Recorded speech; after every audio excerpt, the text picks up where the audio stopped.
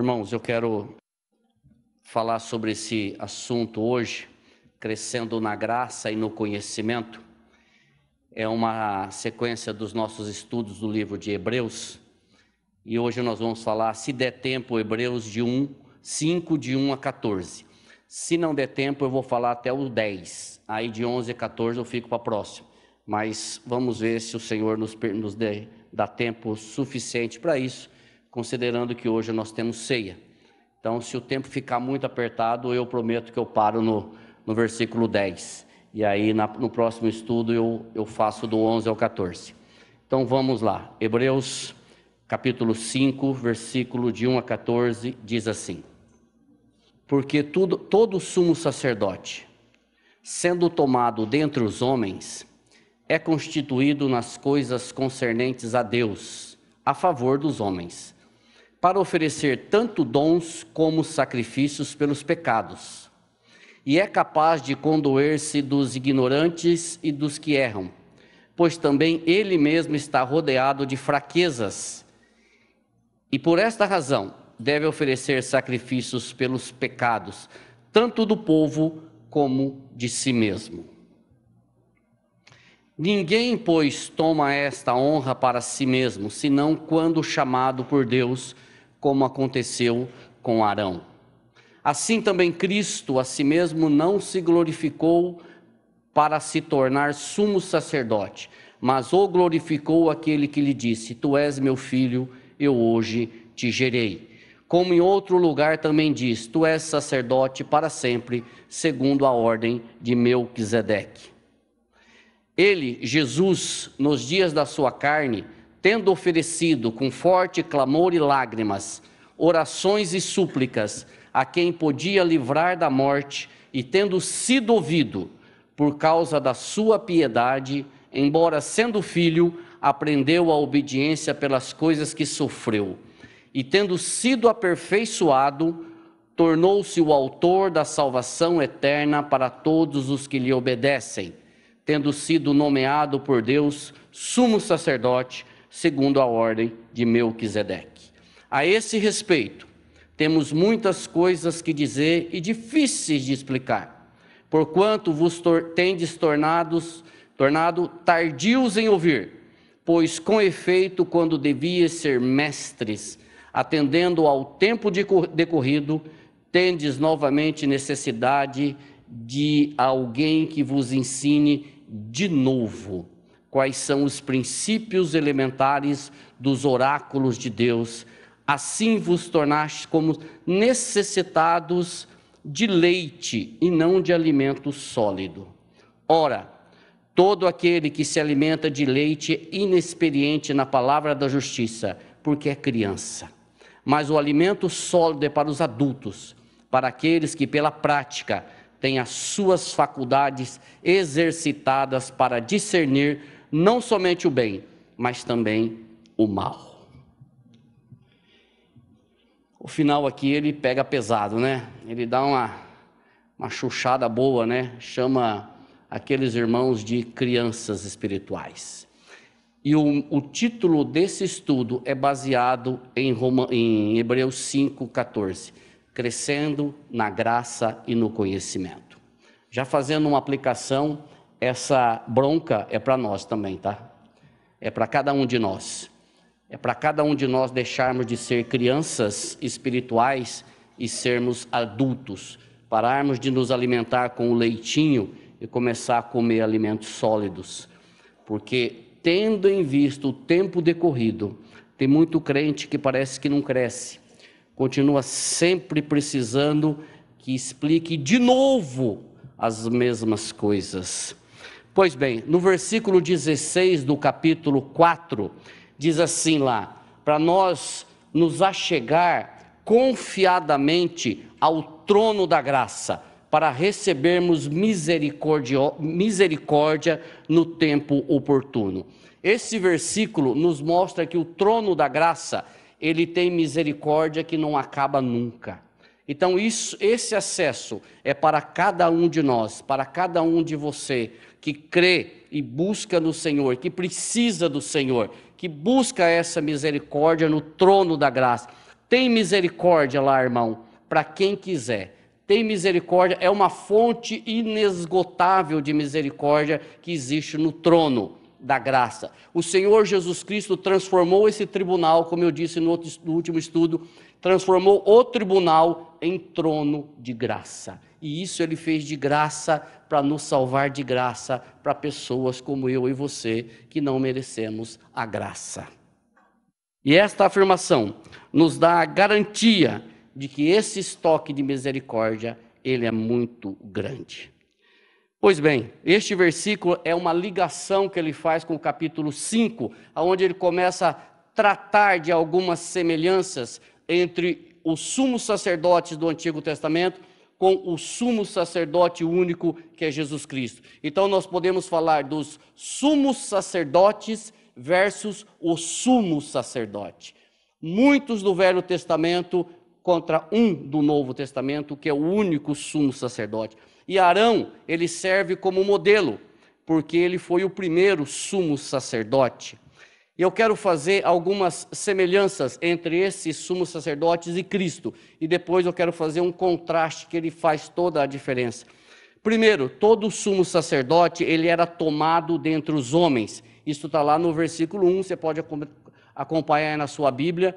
Todo sumo sacerdote, ele precisava ser tomado de entre os homens. Por quê? Porque os sumos sacerdotes, eles foram designados por Deus por uma tribo. Eu disse, Jacó teve 12 filhos. Entre as tribos de Jacó, teve uma tribo chamada Levi. Todo sacerdote necessariamente tinha que ser da tribo de Levi. Arão era da tribo de Levi. Então, os sumos sacerdotes eram homens, eles precisavam ser homens. E da mesma forma, Jesus Cristo foi tomado dentre os homens, porque ele era 100% homem. E por que precisava ser um dentre os homens? Por que não podia ser um anjo, um sumo sacerdote? Porque o anjo não tinha sacrifício para oferecer. Porque o anjo, ele não tinha passado pelas mazelas da humanidade. Por isso que ele não podia ser sumo sacerdote. O sumo sacerdote precisava ser de entre os homens e precisava ter passado por todas as mazelas do que o homem passa. Os sumos sacerdotes antigos, como nós lemos aqui, eles tinham que oferecer sacrifício pelo povo, mas por eles também, porque eles erravam tanto quanto o povo. Mas Jesus não. Apesar de ele ser homem, ele é o sumo sacerdote, porque ele não pecou, ele não foi infectado com o pecado, apesar de conhecer tudo sobre pecado. Segundo ponto, ninguém, pois, toma esta honra para si mesmo. Ser sumo sacerdote, dando sequência aqui, senão quando chamado por Deus, como no caso de Arão. Ser sumo sacerdote não é voluntariado. Não era voluntariado. Eu não me voluntario, eu quero ser sumo sacerdote. Não pode, não tem jeito. Ser sumo sacerdote tem que ser chamado. Tem que ser chamado por Deus, como foi o caso de Arão.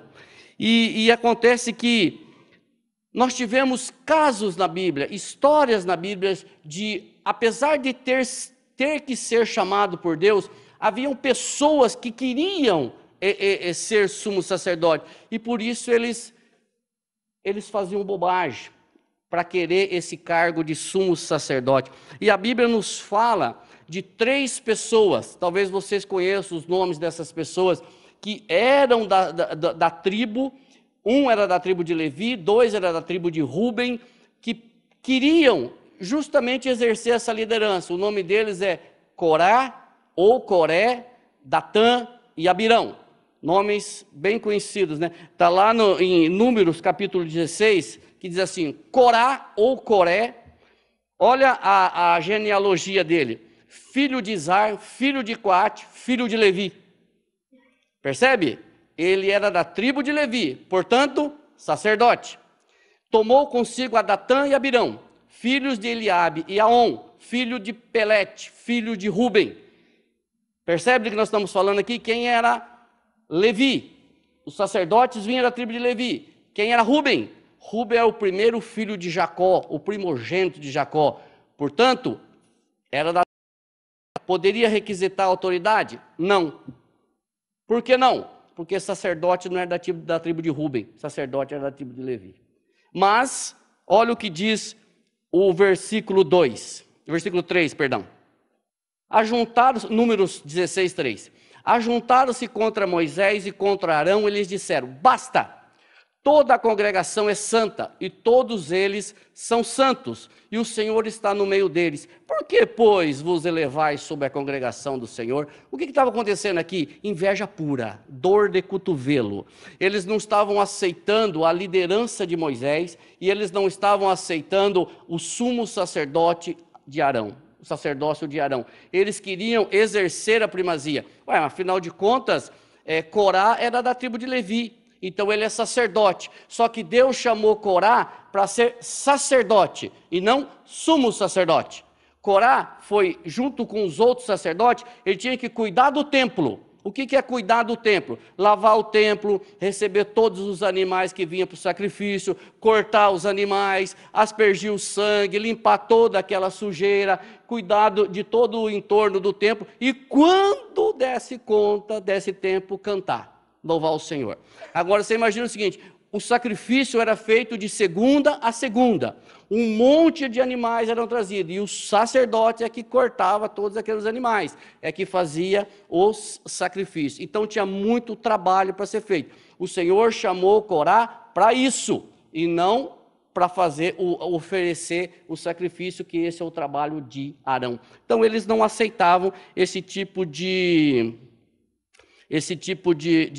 autoridade. Só se adiantando, lá para frente, se você ler, quando eles desafiam Moisés, Moisés fala assim para eles, numa outra passagem: se Deus não fala através de mim, ou fala através de vocês também, então vocês vão ter uma morte natural.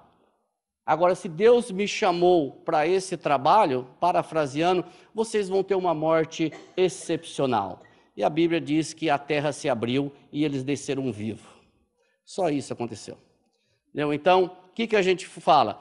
O sacerdócio, o sumo sacerdote, o chamado não era coisa brincadeira, não era vocacionado, era chamado. Havia um questionamento por conta deles. E para acabar com essa brincadeira toda, Deus faz um concurso entre as tribos. Só que ele mesmo que ia fazer análise de perfil, para saber quem que poderia ser sumo sacerdote. Então o que ele fez? Ele falou assim: cada um traz um cajado, onde chama de bordão. Cada um traz um bordão, coloca aqui no tabernáculo, na tenda da congregação, lá no tabernáculo do Senhor. Só que o bordão, o cajado, o pedaço de pau da tribo de Levi, Moisés, você escreve nele Arão. Todos os outros você coloca o nome da tribo. Então você coloca aqui na tenda: amanhã eu vou escolher qual vai ser o sumo sacerdote.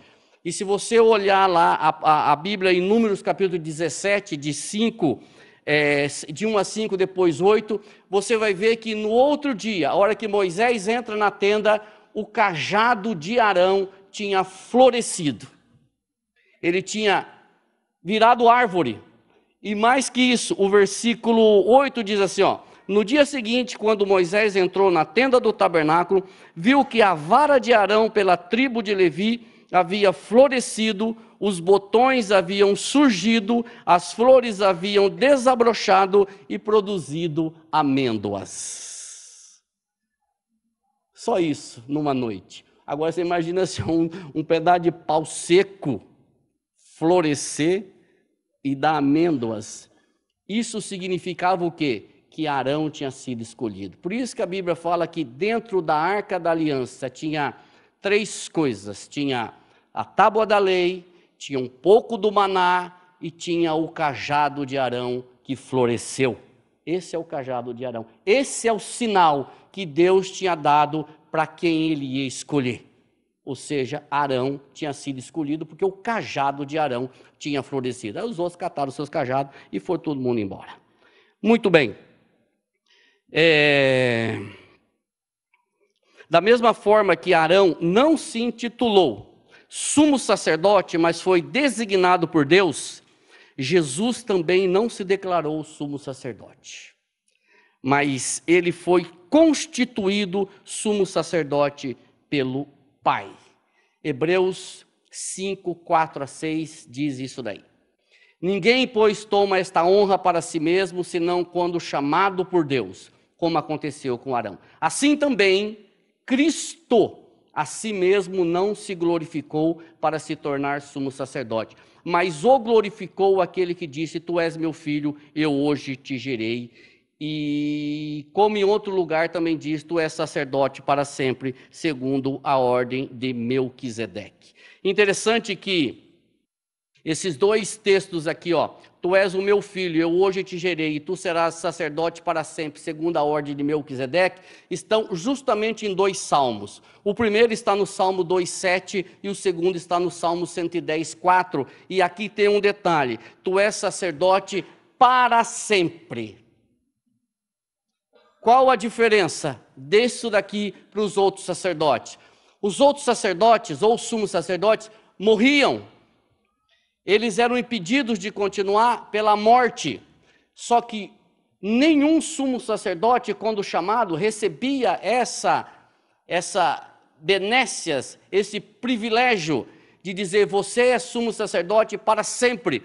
Isso foi dado só para Cristo, porque Ele vive e Ele vive eternamente. Se você, mais para frente a gente vai chegar, já falei isso aqui, que Ele não precisa morrer de novo. Ele não precisa sofrer de novo. Ele já fez isso uma única vez e para todo o sempre. Ele já perdoou os nossos pecados uma única vez. Ele já foi para a cruz uma única vez. Ele não precisa ir novamente. Por isso ele é o nosso sumo sacerdote para sempre. Isso, irmãos, nos dá uma alegria muito grande. Nós não corremos o risco do nosso sumo sacerdote deixar de ser a semana que vem. E aí, quem que vai ser o meu mediador? Porque os sacerdotes e os sumos sacerdotes, eles atuavam como mediadores entre Deus e os homens. Eles expiavam os pecados, eles faziam a cerimônia de perdão dos pecados. Você imagina se nós não tivéssemos certeza que o nosso sumo sacerdote ia estar vivo a semana que vem? Ou o mês que vem, ou o ano que vem? Mas nós não temos essa dúvida, porque o nosso sumo sacerdote, ele é eterno. Ele vive para todo sempre. E nós não precisamos agendar para chegar diante dele. Nós não precisamos marcar hora. Nós não precisamos mandar ofício. Nós não precisamos ver se ele pode. Nós podemos chegar diante dele a hora que nós quisermos. Que ele está pronto para nos ouvir. Ele é o mediador entre Deus e nós. Ele nos reconciliou você, que era inimigo de Deus, ou inimiga de Deus. Ele reconciliou você com Deus. E de graça ele fez isso. De graça. Muito bem. O sumo sacerdote, eu já falei tudo sobre o sumo sacerdote aqui, que ele era representante dos homens perante Deus. É tudo isso que eu falei. Os sumos sacerdotes representavam os homens perante Deus. E Cristo fez o mesmo trabalho. Só que o seguinte, o fato, isso daqui João Calvino disse, o fato de o Filho de Deus desfrutar conosco de uma natureza comum, não denigre a sua dignidade. Ao contrário disso, eleva ainda mais para proveito nosso. Porque Jesus se tornou homem, isso não fez dele pecador, muito pelo contrário, fez dele um igual a nós para experimentar o que nós experimentamos, para quando eu clamar a ele, ele saber o que eu estou clamando. Ele não tem uma visão superficial da situação. Ele tem uma visão real da situação. Ele não ouviu falar das suas tentações, ele passou por elas. Por isso que ele pode te socorrer. Por isso que ele pode me socorrer. Isso é maravilhoso. E outra, e os sacerdotes, eles se compadeciam dos pecadores. Por que eles se compadeciam? Por que eles tinham compaixão dos pecadores? Justamente porque eles eram pecadores também. O primeiro sacrifício que eles faziam era para eles. O primeiro pedido de perdão era para eles, porque eles eram pecadores tanto quanto o povo que estava lá fora esperando eles recebeu perdão. Da mesma forma que o sumo sacerdote e os sacerdotes eram pecadores, o povo também era. Por isso que ele se compadecia. E Cristo, da mesma forma, se compadeceu do povo dele, que somos nós. Agora, qual a diferença disso? A compaixão de Jesus foi tão grande que ele é o sacrifício. Ele se entregou como sacrifício vivo. Os sumos sacerdotes faziam sacrifício, matavam o animal. Cristo é o sacrifício. Por isso que a Bíblia diz que sangue de bode e de ovelhas nunca aperfeiçoou nada. Porque aquele sacrifício que os sumos sacerdotes faziam apontava para o sacrifício real, verdadeiro, perfeito, que é o sacrifício de Cristo na cruz do Calvário. Aquele sacrifício era simbólico, não era perfeito. O sacrifício perfeito só Cristo fez. Por isso que nós temos esse prazer, essa maravilha, essa alegria, essa certeza de que o nosso sumo sacerdote é melhor do que aqueles sumos sacerdotes do passado. E agora, como eu disse, eu quero só fazer um contraste, que eu já falei praticamente tudo, que é justamente isso. Volto lá para Hebreus 5, 2, 3, que diz assim, e é capaz de condoer-se dos ignorantes e dos que erram, pois também ele mesmo está rodeado de fraqueza. Isso fala dos sacerdotes humanos. E por esta razão deve oferecer sacrifício pelos pecados, tanto do povo como de si mesmo. Essa é a postura do sacerdote. Qual que é o contraste que eu quero fazer aqui? É justamente o que eu acabei de dizer, que diferentemente destes sumos sacerdotes, Cristo não morreu. Aliás, morreu e ressuscitou, vive para todo sempre. Mas havia, irmãos, como eu disse, o sumo sacerdócio era um chamado. Mas mesmo assim, havia ambições para isso. E Cristo, ele, pelo contrário, ao invés de ele se exaltar, ele se humilhou até o mais baixo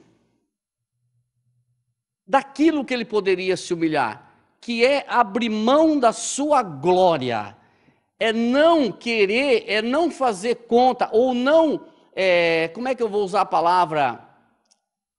Cobiçar o trono de Deus, mas se humilhar, se fazer figura humana. Agora, a gente fala isso, parece que é muito simples. Agora, irmãos, tenta imaginar a segunda pessoa da Trindade. O Deus que todas as coisas foram feitas por Ele e para Ele, que sem Ele nada do que foi feito se fez. Esse Deus, a segunda pessoa, vir a este mundo, se fazer homem, carne humana, vestir a nossa pele, comer a nossa comida, passar o nosso sono, beber a nossa água, tropeçar, sofrer, ser esbofeteado, sangrar por mim e por você. Ele fez isso.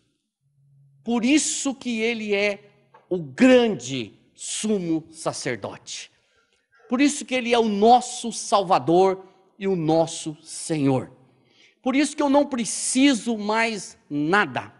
Por isso que eu não preciso aumentar, eu não preciso melhorar o sacrifício de Cristo. Também eu não preciso diminuir o sacrifício de Cristo. O sacrifício de Cristo foi e será suficiente.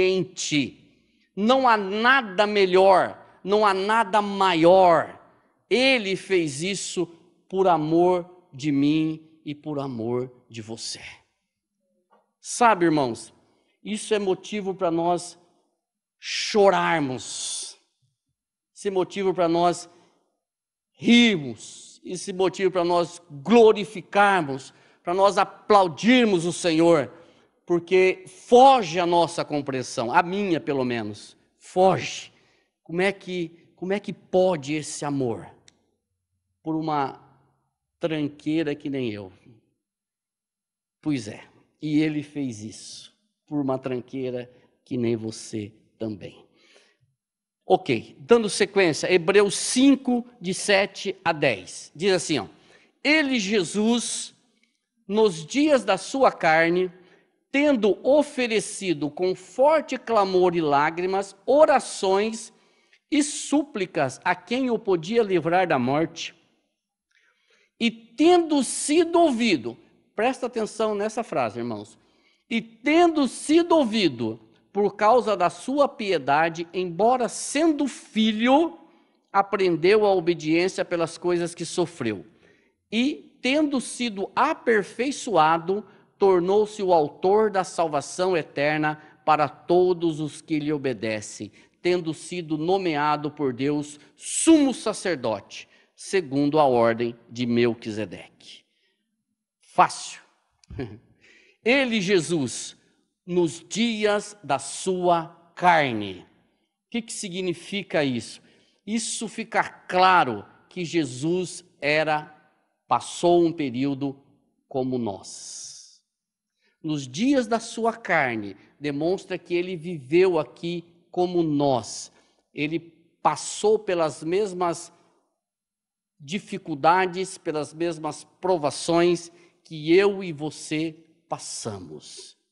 Se não fosse assim, ele não poderia ser o nosso sumo sacerdote. Calvino diz assim, ó: ao dizer nos dias da sua carne, ele indica que o tempo de nossa miséria humana é limitado. Puxa, que maravilha! Seria um estado dificílimo e quase impossível de suportar se não vislumbrássemos um ponto final dos nossos sofrimentos. Que maravilha! Quando ele diz no tempo da sua carne, irmão, significa que vai ter um fim os nossos sofrimentos. Vai ter um fim as nossas provações. Vai ter um fim, irmão, irmã, as suas lutas. Vai ter um fim. Um dia isso vai acabar. Por quê? Porque ele já venceu por nós. Se não fosse assim, que esperança nós teríamos? Se nós não vislumbrássemos o fim desse tempo que nós vivemos aqui, buscando algo melhor, eterno, seria fácil, seria impossível viver aqui. Não havia nenhuma expectativa para nós, mas há uma expectativa, porque ele viveu um tempo como carne. Só que hoje ele vive à direita da majestade. Ele vive para todo o sempre. Irmãos, e eu quero dizer para você o seguinte, lembra que eu falei? Ele foi ouvido na sua oração. Mas espera aí, como é que Jesus foi ouvido? Ele orou para livrar da morte. Ele diz assim, ó, clamou com orações e súplicas a quem o podia livrar da morte, e tendo sido ouvido. Mas como que Jesus foi ouvido se ele foi para a cruz? Como? Como que ele foi ouvido? Ele orou para ser livrado da morte, mas como é que ele foi ouvido se ele morreu na cruz?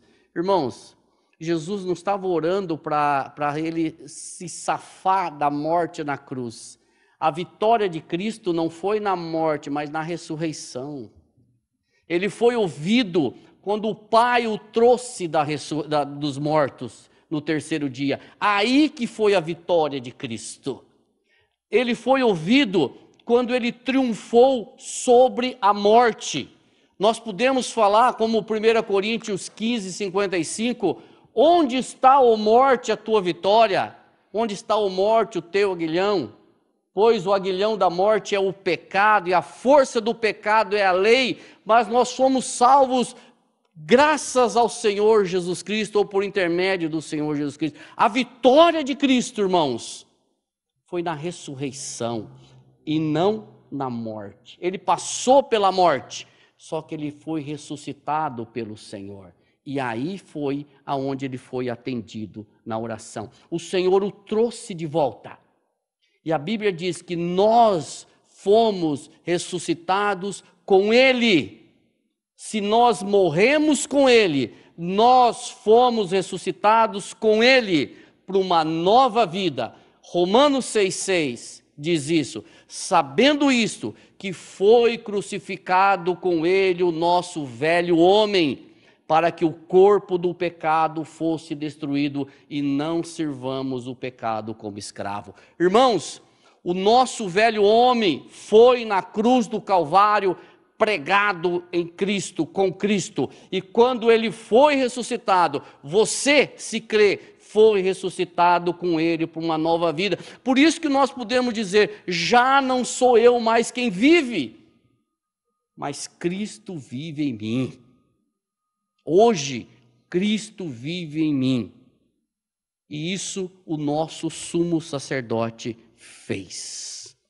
Embora, se Cristo fosse intocável por qualquer dor, presta atenção, se Cristo fosse intocável por qualquer dor, nenhuma consolação provinda de seus sofrimentos nos atingiria.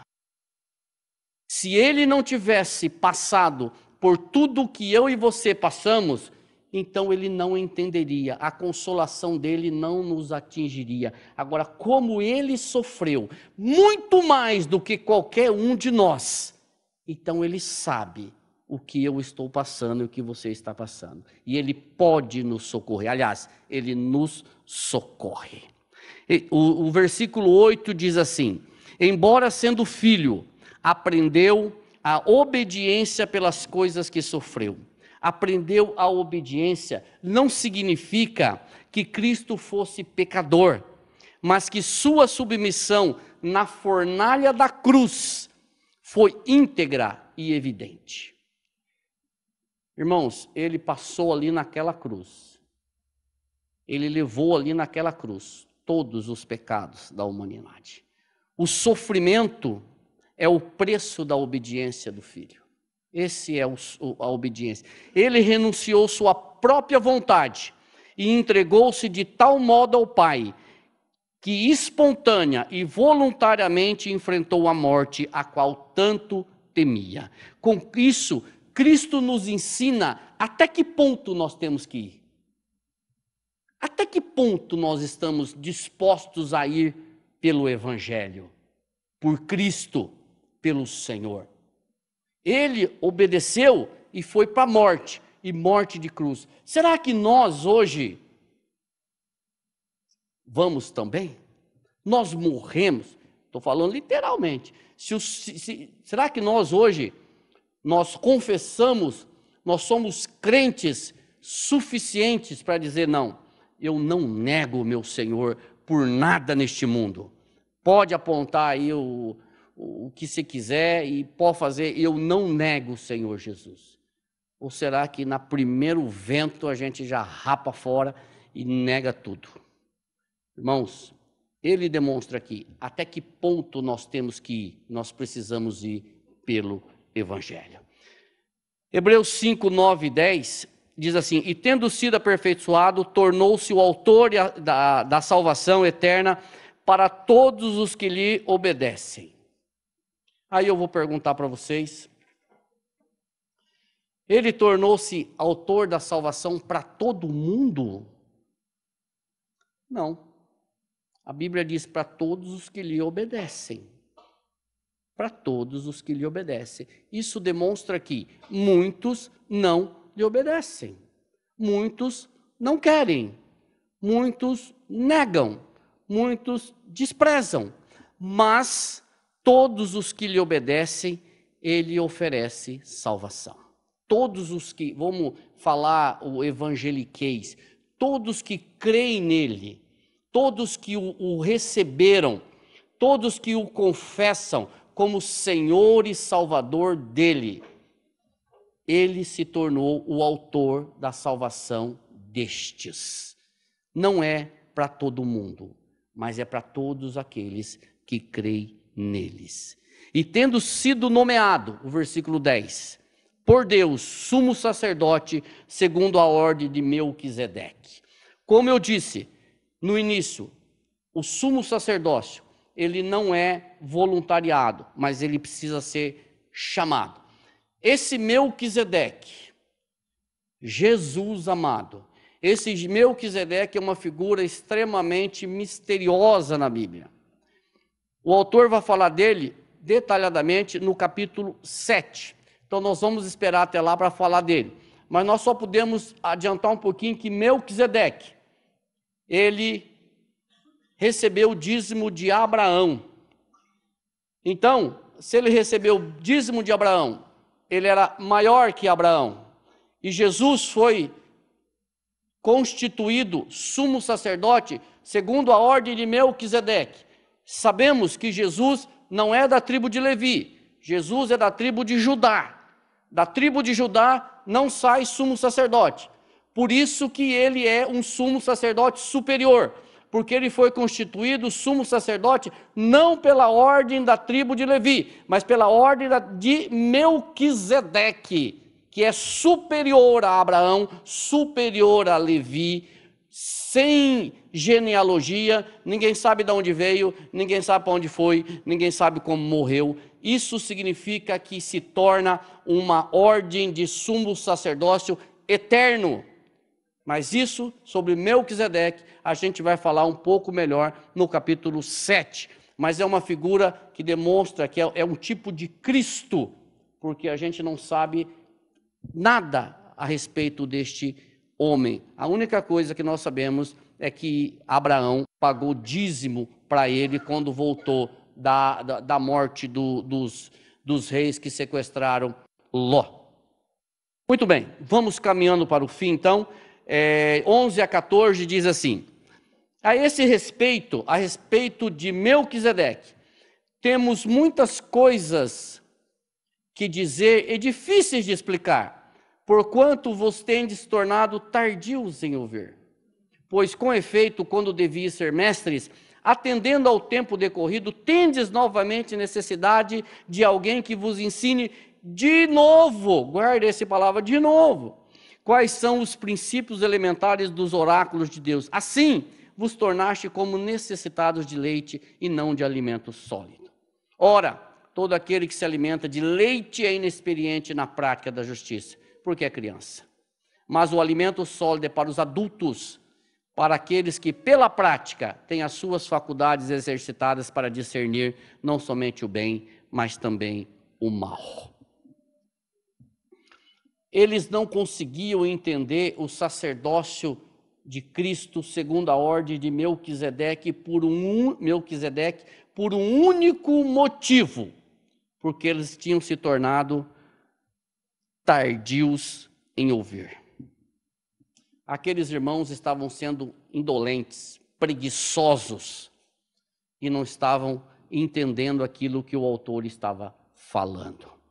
O tempo que eles já conheciam o Evangelho era suficiente para eles serem mestres, para eles serem pregadores, para eles serem professores, para eles terem uma fé sadia, para eles não se deixarem abalar por qualquer vento, mas eles continuavam sendo crianças espirituais. Qualquer coisa abalava, qualquer coisa, mas será que é assim? E o autor diz, vocês estão tardios no entender, vocês são preguiçosos, vocês não querem entender. Irmãos, isso serve para nós. Isso serve para nós. Nós precisamos crescer na graça e no conhecimento, é o tema da nossa mensagem. Nós precisamos investigar a palavra. Não podemos ficar no rasinho. Sabe quando você entra no mar assim, ó, até a canela vai tranquilo. Depois começa a água a bater na cintura, começa a querer nadar. Precisa nadar, senão morre afogado. Irmãos, nós precisamos ficar no raso, nós precisamos aprofundar, nós precisamos orar ao Senhor, que o Senhor nos dê conhecimento, nos dê oportunidade de conhecer a Ele. Conhecer a Ele. E esses irmãos, eles estavam precisando de leite. E o autor estava querendo dar a eles alimento sólido. E Paulo, só para não falar que ficou só em Hebreus, Paulo usa essa mesma expressão em 1 Coríntios 3. 3, de 1 a 3, quando diz assim: Eu, porém, irmãos, não vos pude falar como a espirituais, e sim como a carnais. Aqui Paulo pega mais pesado ainda. Como a crianças em Cristo. Leite vos dei a beber, não vos dei alimento sólido, porque ainda não podeis suportá-lo. Nem ainda agora podeis, porque ainda sois carnais. O que acontecia em Corinto? Corinto é uma cidade, uma igreja com muitos problemas, mas aqui o principal, vários problemas, mas um deles, uns queriam ouvir mais Paulo, outros queriam ouvir mais Pedro, outros queriam ouvir mais Apolo. Por quê? Porque eles iam para a praça e os filósofos faziam as suas oratórias. Ali um fazia, cada um mais bonito que o outro. E o pessoal vinha para a igreja e achava que a pregação tinha que ser no mesmo ritmo. Por isso que um dizia assim: eu prefiro a oratória de Paulo, eu prefiro a oratória de Pedro, eu prefiro a oratória de Apolo. E os mais espirituais diziam: eu prefiro Cristo. Entendeu? Havia uma separação. Aí Paulo vem dizendo, diz assim: por um acaso foi Paulo crucificado? Foi Apolo crucificado? Não, foi Cristo. Então para com essa facção, com essa separação, com essa preferência. Por isso que eu estou dizendo para vocês, são crianças, vocês precisam crescer espiritualmente. O alimento sólido que o autor estava querendo dar para esses irmãos era o sacerdócio de Cristo. Era o sacerdócio de Cristo. Era isso que ele estava dizendo. Por quê? Eles tinham bastante conhecimento e aceitavam muito bem que Jesus Cristo era rei e que Jesus Cristo era profeta. Mas que Jesus Cristo era sacerdote, ainda estava um pouco confuso. E aí o autor aos Hebreus vem justamente para eliminar essa questão e dizer: olha, deixa de ser criança espiritual, torne-se adulto, porque o nosso grande, único, sumo sacerdote é Cristo Jesus. Amém? Deixa eu fazer só duas aplicaçõezinhas, que eu acho que eu já até falei. Sempre que os nossos males nos oprimem e nos torturam, elevemos nossa mente para o Filho de Deus que suportou o mesmo fardo. Sempre, irmãos, que você estiver passando por uma dificuldade, seja ela qual for, volte os teus olhos para Hebreus 4,16, que diz que é naquele trono de graça há misericórdia para todos. Volte os seus olhos para o autor e consumador da fé, Cristo Jesus. Ele sabe o que você está passando, ele te entende e por isso ele pode te socorrer. Segundo, nesta certeza de que temos um sumo sacerdote que se compadece de nós, deixemos de ser crianças espirituais e passemos a ser maduros na fé. Isso aqui é para quem está falando, tá? Terceira, é necessário cortar o cordão umbilical da dependência espiritual. O Espírito Santo capacita cada um de nós. Cada um de nós. Irmãos, corte essa dependência espiritual. O que eu estou falando com isso? Corte essa dependência de que, não, tem que ser o pastor, tem que ser o líder, tem que ser o fulano porque é ele. Irmãos, corte essa dependência espiritual. Busque ao Senhor, você. O Espírito Santo que fala com o pastor, fala com você também. A Bíblia, a tradução do pastor não é diferente da sua. Entendeu? A mesma capacidade o Senhor dá para cada um de nós. Então, irmãos, é responsabilidade nossa. Aqui, eu já falei algumas vezes, aqui tem um versículo que é no livro de Atos, onde os bereanos, eles pesquisavam se o que o Paulo estava falando era verdade. Isso aqui é real. Irmãos, leiam a Bíblia, orem ao Senhor, estudem, pesquisem. Se não souber, se tiver dúvida, pergunte para as pessoas. Pergunte para o Marcos Salles. Entendeu? Pergunta para ele como é que é o negócio. Só para ele. Pergunta, pode perguntar para mim também, se eu não souber, a gente vai pesquisar. Mas, irmãos, isso é interessante, a gente aprender. Por exemplo, de quinta-feira, nós passamos as quintas-feiras, não é gostoso? Ali tem tanta dúvida que a gente consegue sanar, mas deixemos de ser crianças espirituais. Vamos avançar, irmãos. O Augusto Nicodemos diz o seguinte, que o evangelho é a mesma coisa que andar de bicicleta. Se você só subir nela, você vai cair, amigo. Você precisa subir e pedalar. Ou então, dá outra referência, é a mesma coisa que quem morou no sítio aqui, nadava em correnteza. Não é, irmão? Nadar em correnteza. Se você não bater os braços, filho, você vai para trás. Então, não existe estacionado no evangelho. Ou você progride ou você regride. Então, caminhemos, irmãos, confiadamente, para frente, em busca, porque tem uma cidade, uma vida eterna esperando aqueles que creem no Senhor. Amém?